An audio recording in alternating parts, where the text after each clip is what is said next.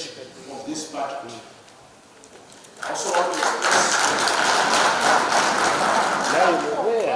also want to express my gratitude to Honorable Vice President Dr. C.G.D.N. Chiwenga, fellow cabinet ministers, line ministries, departments and agencies for their valuable contribution to the formulation of this budget. Last but not least, my gratitude goes to the leader of this august house, Honorable Speaker Jacob Mzidamili, for your leadership in steering the honorable members in undertaking nationwide consultations through various portfolio committees. Mr. Speaker said this budget is also a combination of inputs from a broad range of stakeholders and engagements. Inspired by the Greek philosopher, late, he developed four cardinal principles or virtues of prudence, of temperance, of fortitude, of justice. The Second Republic has implemented difficult but necessary policy measures in response to the changing global and domestic landscape.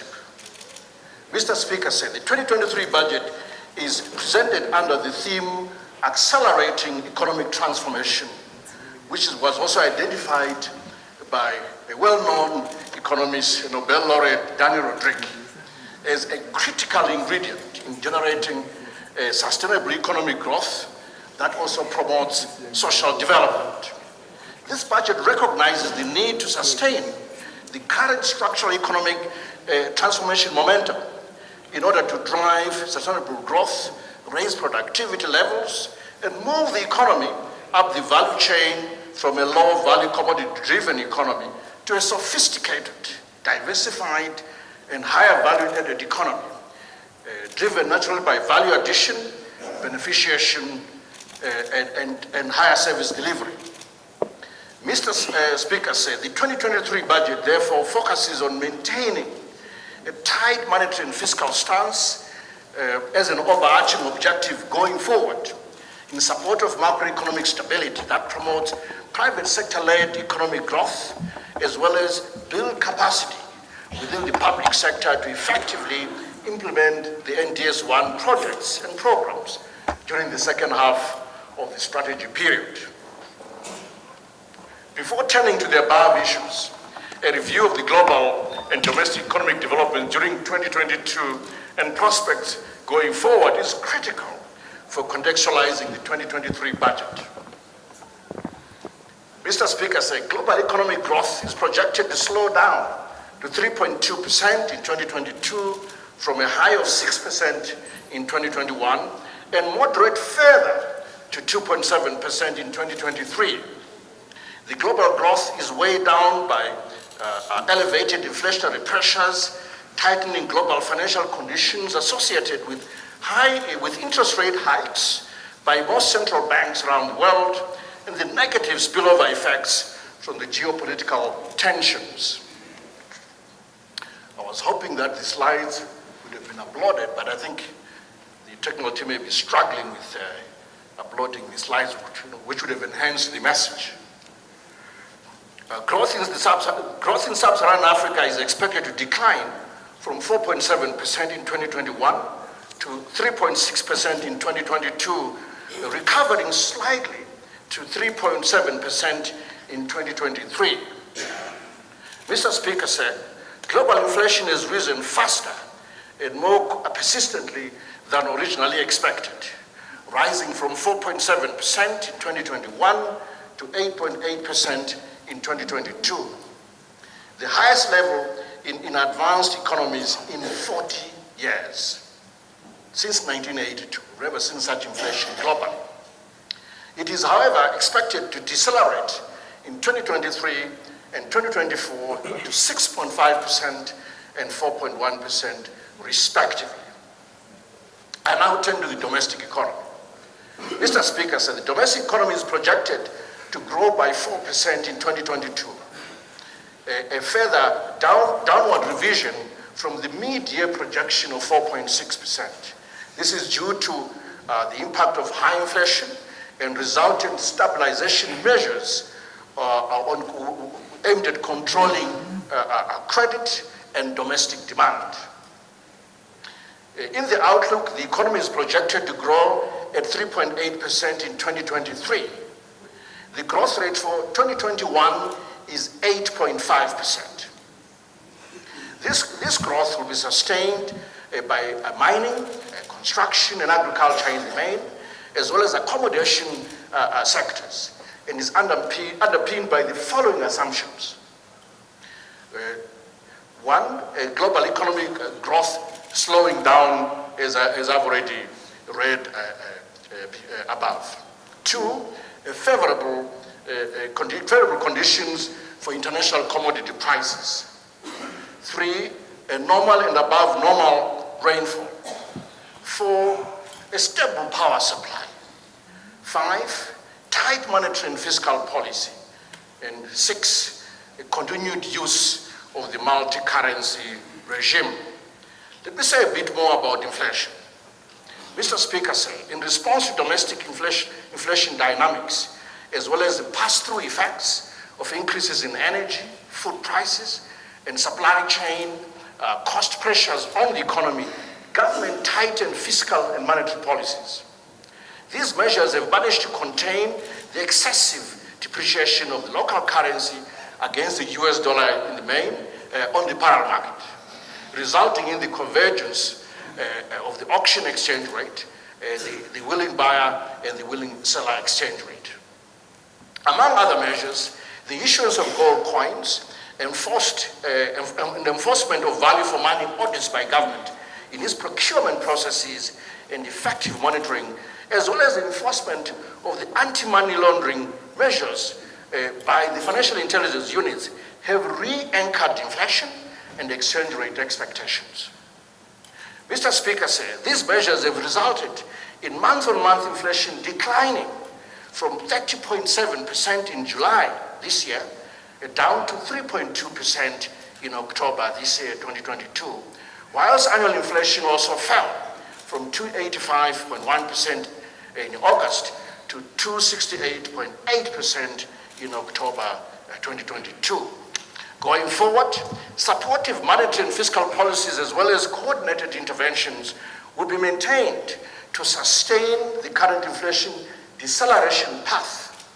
In this regard, government is setting a month-on-month inflation target of between 1% and 3% and a fiscal budget deficit target of no more than 1.5% of GDP in 2023.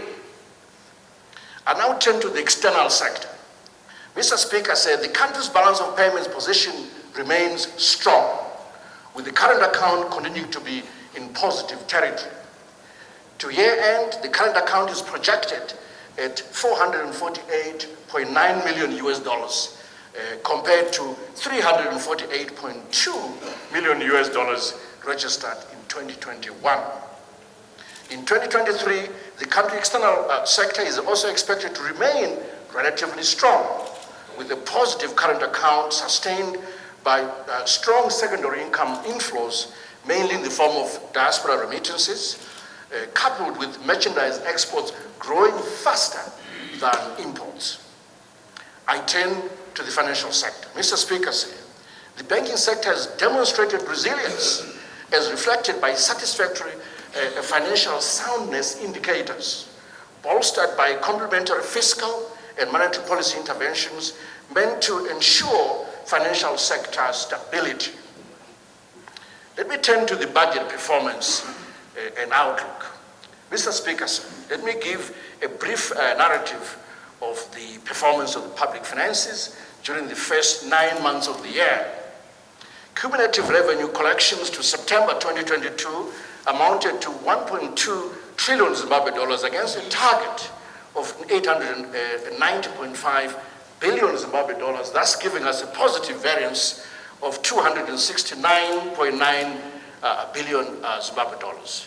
Tax and non-tax revenue collections amounted to 1.1 trillion and 71.7 billion respectively. Revenue collections to year end remain on course to meet the revised target of 1.7 trillion Zimbabwe dollars. Cumulative expenditures to September 2022 stood at 1.19 trillion against a target of 1.02 trillion, representing an expenditure overrun of 173.9 billion Zimbabwe dollars. To year end, total expenditures are expected to reach 1.9 trillion Zimbabwe dollars. A word about public debt, Mr. Speaker. Mr. Speaker, sir, the country's total public and publicly guaranteed debt is estimated at 2.2 trillion Zimbabwe dollars for domestic debt, the bulk of which is the debt owed to the former farmers whom were compensating for improvements on the land. And there's 14 billion US dollars for external debt. This is at the end, or as of the end of September 2022. A word about development partner support, Mr. Speaker. During the first 9 months of 2022, the country received development assistance amounting to 641.9 million US dollars, of which 405.7 million US dollars was from bilateral partners, and 236.3 million US dollars is from multilateral partners. This was to support various programs and projects. In 2023, development partners are projected to disburse 352.8 million US dollars, mainly targeting social sectors and governance issues. I now turn to the 2023 macro budget framework. Mr. Speaker, sir, in line with the projected real GDP growth rate of 3.8% for 2023 and a nominal GDP level of 21.8 trillion Zimbabwe dollars, total revenue collections are projected at 3.9 trillion Zimbabwe dollars, which is 18% of our gross domestic product. Whilst expenditures are set at 4.2 trillion Zimbabwe dollars, or 19.5% of GDP, this is in 2023. That's the prognosis. The overall deficit of 336.9 billion Zimbabwe dollars, or 1.5% of GDP, is projected in 2023, and loan repayments amounting to 248.6 billion, resulting in total financing requirement of 585.5 billion Zimbabwe dollars during 2023. How are we going to finance this gap of 585.5 billion? We will issue bonds on the Victoria Falls Stock Exchange, VFEX. We're also going to source some external loans to support certain programs and projects. We'll also issue treasury bills in the domestic market. And finally, we'll make further drawdowns on SDR's resources. Let me turn to the 2023 budget priority areas.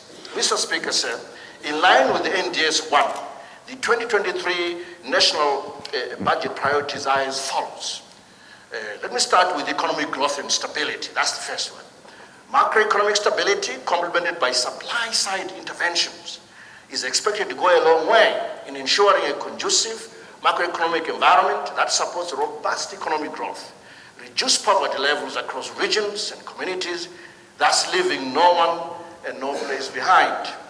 Strong collaboration and complementarity between fiscal and monetary policy measures seek to entrench macroeconomic stability, with additional measures being proposed under this budget to keep market liquidity in check and accelerate the disinflation path, with the broad objective of achieving single-digit inflation and a stable exchange rate.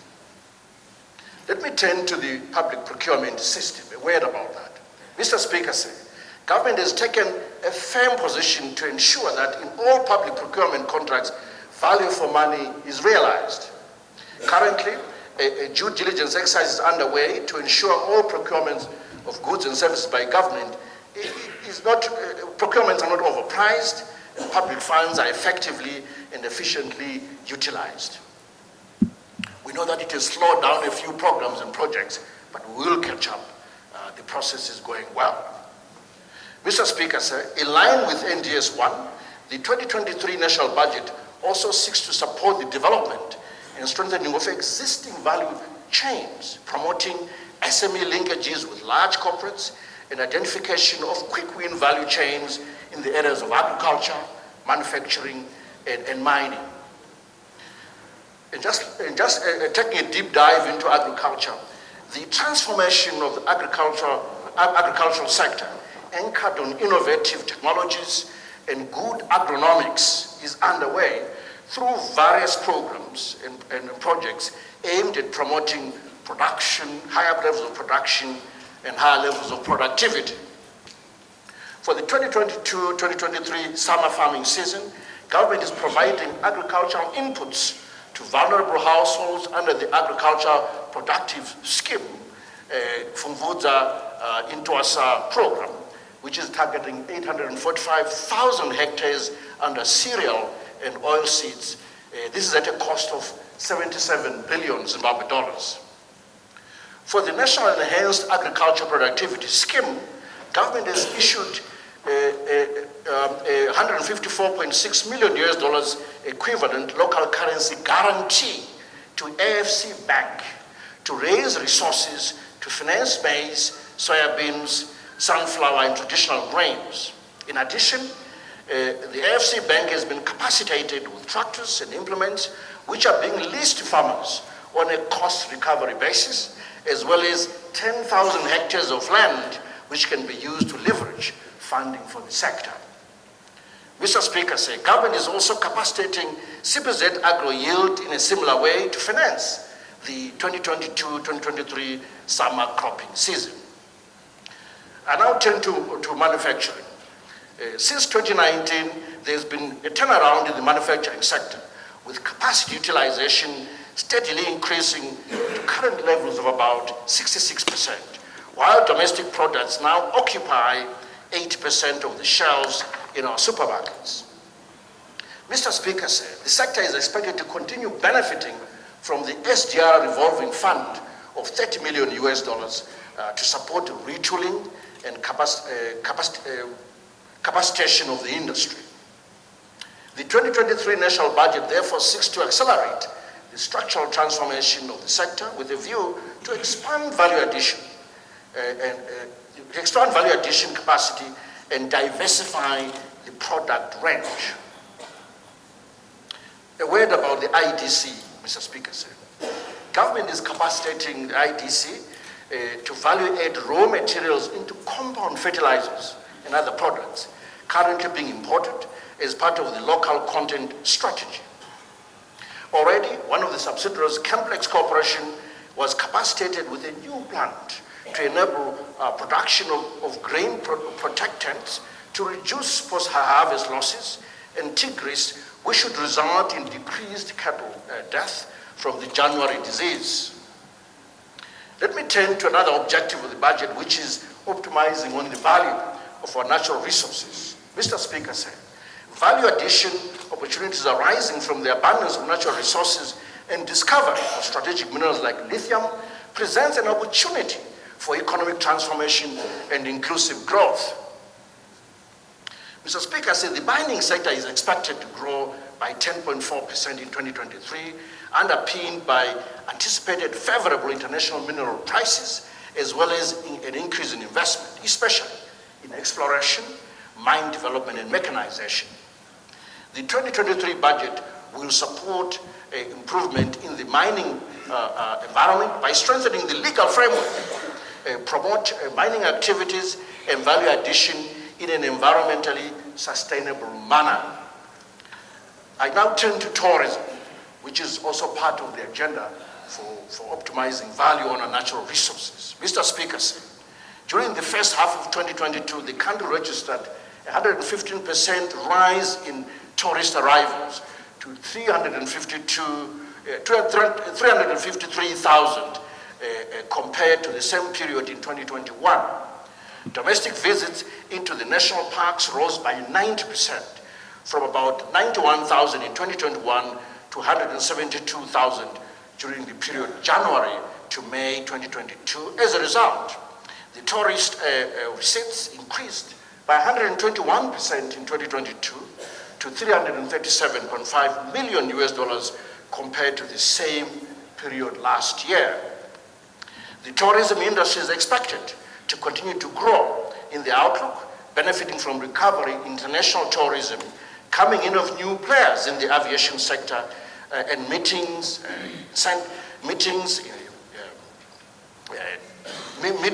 conferences, exhibitions. Therefore, tourist arrivals are expected to increase to at least 1.5 million in 2023, while its tourism receipts are projected at $623 million. I now turn to yet another pillar or priority of the 2023 budget, that of infrastructure, ICT, and the digital economy. Mr. Speaker, sir, the ongoing public and private sector infrastructure investments in sectors such as energy, housing, transport, water and sanitation, as well as ICT, are promoting economic transformation by lowering the cost of doing business and improving service delivery. The overall support towards the 2023 development budget, including the intergovernmental fiscal transfers, or devolution funds for short, amounts to 1.1 trillion Zimbabwe dollars, with details of the specific projects contained in the 2023 infrastructure investment plan, which I will table at the end of the presentation. I now turn to the transport sector within the infrastructure, broad infrastructure priority area.